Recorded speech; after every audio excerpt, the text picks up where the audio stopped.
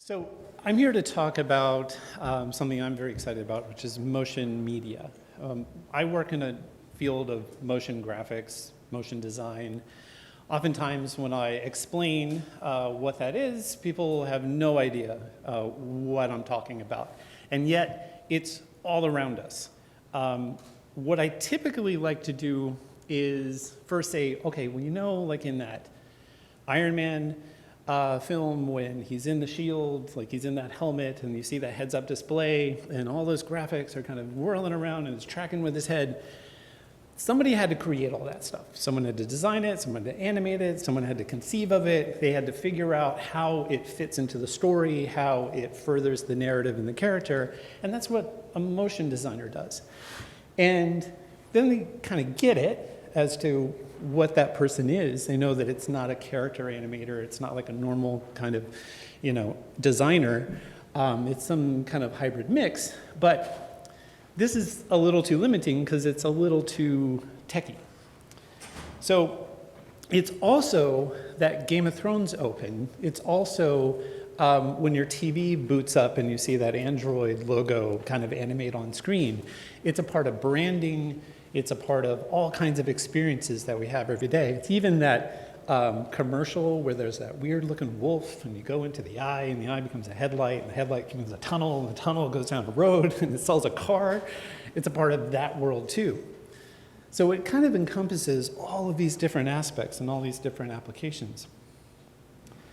But it doesn't stop there because the animation that brands a show like Broad City can then spill over into advertising. It can spill over into app development. That animation style gets repurposed and reused, and it starts to become part of the overall sort of identity of the show. So it becomes a part of marketing in that world as well. But it doesn't stop there because it can also start to filter into our spaces. It can be screens like this is the work of Mikhail Rovner, who is an artist doing work in the London Underground, making huge screens, these big wall displays, and you can see that there are people walking in these kind of intricate and interesting lines. Or the work of Digital Kitchen, on the bottom you see these kind of windows. This is the Microsoft headquarters where they design these displays that color the room and change the environment and start to transition people from one space to another, but also throughout their day it changes. So it's in our spaces as well. Motion adds clarity, depth, and delight to all kinds of things that we experience. And it can filter into all kinds of industries. So entertainment is just one place, but also branding, as I mentioned before, marketing, communications, interactive, visualization, architecture, and of course, visual art. So in terms of people not really knowing what motion graphics, motion media, what that's all about, the industry sure does know. So if you do a search of motion design, and this is a search in Glassdoor, you can see in the New York area, 819 jobs shows up. In the Stamford area alone, there's 58. And if you look at the job titles of what those people are called, you'll see that there's not really a consensus. It's all over the place. So there's motion graphic designer, of course, but then there's also graphic designer interactive, design director, visual designer, web graphic designer, video editor, motion graphics editor. So these titles, they're all very varied, but motion is a part of, motion's a valuable asset to each one of these fields. If we then look at just one of these job descriptions, so this is a job description for a designer animator for social media at Nickelodeon, you can see what it is that a motion designer is asked to do. This one I particularly like because it's everything. So there's color theory, there's drawing, there's mixed media, there's also topography, which is a really important part of the design process in graphic design. Conception and ideation, so not just button pushers, people that know how to do software, but also people that have some ideas, people that can think of an innovative and creative solution. Of course, there's Photoshop and Illustrator and After Effects and a 3D program and that sort of thing. But in addition to that, they want you to know photography. They want you to be able to do stop motion and traditional animation and character rigging and visual effects. So you get to do in motion media, you get to do all of these varied things. You're not pipelined into one specialist, one kind of one thing. Here's another example. This is an animator job in Hartford for Prudential retirement.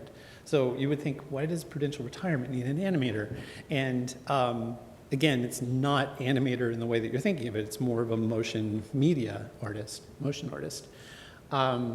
So they're looking for someone in graphic design, multimedia, motion graphics. They want someone that can create strategically based conceptual ideas, innovative digital multimedia solutions, 3D and topography, but also in information design, and shoot and edit video.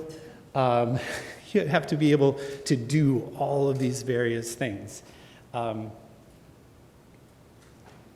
so if you take, which I did, I took about 100 of these different job descriptions and I ran them through a program, just looking at instances of mention. This is the breakdown. Size is the most mentions. So design is the most important thing. That's the thing that sort of brings everything together. But then equally important is art and creative and motion and video and et cetera. So you can see how that kind of breaks down. And if we look at those same job descriptions in a different way, and we start to look at what kinds of skills are they looking for. Of course, design is up there. That's the first, but then second is animation. Third, and equally important, is that concept idea. Directing is next. Branding, topography, boarding, which is storyboarding and mood boarding, and that whole pre-visualization process. Color, editing, compositing and visual effects, illustration. And you can see I just put that word in there, rig. Rig refers to character animation, character rigging. So we're not looking specifically at those people that are making the Pixar type films necessarily. It's a different skill set. If we're looking at software then, what software does one use in order to be successful in this? After Effects is the main tool. Cinema 4D, which is a 3D application, allows you to do 3D animation, works really well with After Effects. And then, of course, Photoshop and Illustrator, those are your standards, Premiere. And you can see that as you go on this scale, on the other side, you have Toon Boom and Arnold and X Particles and Octane, Houdini. These are the higher end. These are the more specific. This is the more specialized kind of software over on the other side. So I mentioned that motion media is this hybrid art form. It's this hybrid place where it takes all of these different skills.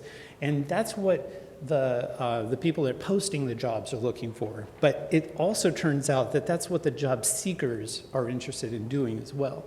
We're seeing this trend where this new generation, as mentioned in Adweek, they're not interested in doing just one thing. They want to identify themselves as a writer, journalist, photographer, as a filmmaker, web designer. This is being reflected in the pool of talent as well as a need in the industry. And so, as I mentioned, yes, motion graphics is a combination of this hybrid skill set of design, video, and animation, but it's also all these other realms that it touches upon, from social media, branding, to installation architecture, visual effects, etc. So the entire world is in motion when you start to look at that. I just wanted to kind of wrap it up with, this is a sizzle reel that was created by first semester students in my motion graphics class. So this is Motion 1, first semester, and you can see the variety of approaches and the variety of things that the students were able to come up with in this.